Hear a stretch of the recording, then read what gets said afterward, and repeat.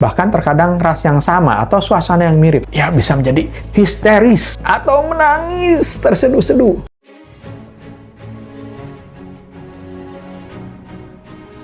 Drama seri Layangan Putus tidak hanya menceritakan tentang perselingkuhan Aris saja, tapi juga perselingkuhan Miranda, rekan bisnis Aris. Diceritakan bahwa Brandon, anak Miranda, berubah menjadi agresif saat Miranda melakukan perselingkuhan yang sepertinya tercium oleh sang anak. Sedangkan anaknya Aris, Raya, tidak mengalaminya.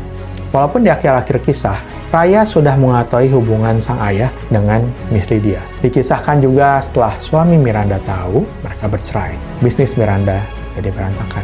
Akibat perselingkuhan bagi korban adalah trauma yang mirip sekali dengan gejala PTSD, Post Traumatic Stress Disorder, dari seorang tentara yang pulang perang. Ia akan mudah terpicu ketika mendengar nama hotel yang sama, muka, potongan rambut yang mirip dengan selingkuhan suaminya, bahkan terkadang ras yang sama atau suasana yang mirip. Ia bisa menjadi histeris atau menangis terseduh-seduh. Gangguan tidur, gangguan makan, itu juga sering dialami bagi anak. Sekalipun mereka belum mampu mengungkapkannya, tetapi anak sebenarnya mengerti, Bapak Ibu. Paling tidak mereka merasakan dengan perasaannya. Itulah sebabnya reaksi Brandon sebenarnya sangat masuk akal. Karena anak-anak tidak mampu mengatasi perasaan-perasaan terlukanya, ia menjadi agresif.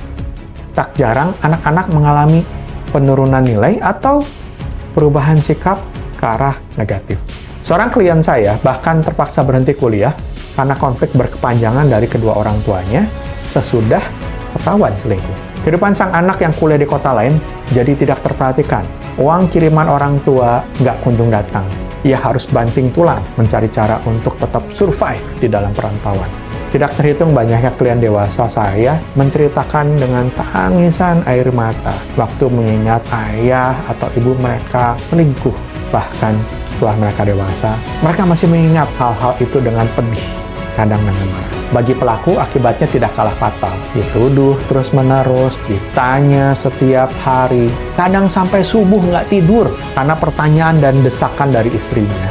Kinerja menurun, teguran dari atasan, teguran dari customer mulai didapatkan. Bisnis pun mulai terancam. Perceraian seringkali tidak menghentikan krisis yang terjadi. Depresi, kesepian, rasa malu, penghakiman sosial telah antri di muka sang pelaku selingkuh. Keluarga yang mengalami perselingkuhan sangat membutuhkan konseling. Hal yang paling fatal dilakukan oleh Aris kepada Raya dalam kisah ini adalah ia mencoba melibatkan Raya dalam hubungannya dengan Lydia. Lydia sempat dikatakan berpikir begini, cepat atau lambat aku akan dekat juga dengan Raya. Suatu pemikiran yang saya tidak bisa percaya keluar dari mulut seorang psikolog anak. Faktanya adalah tidak ada cara yang menyenangkan untuk menceritakan kepada anak bahwa ayahnya atau ibunya selingkuh. Nggak ada. Anak tidaklah boleh dilibatkan dalam perselingkuhan atau dalam konflik orang tuanya setelah perselingkuhannya diketahui. Beberapa orang tua yang tidak bijak membawa anaknya yang masih kecil waktu pergi bersama selingkuhannya. Sang anak mungkin saat itu nggak ngerti. Namun, pada saat ia sudah paham, ia bisa sangat menyesal. Ia terluka bahwa ia tahu sebenarnya orang tuanya selingkuh, tapi ia nggak bisa melakukan apapun. Sobat pembelajar, perselingkuhan itu nikmat sejenak, deritanya sahabat. Pelaku, pasangannya, sama-sama menderita. Yang paling menjadi korban selalu adalah anak.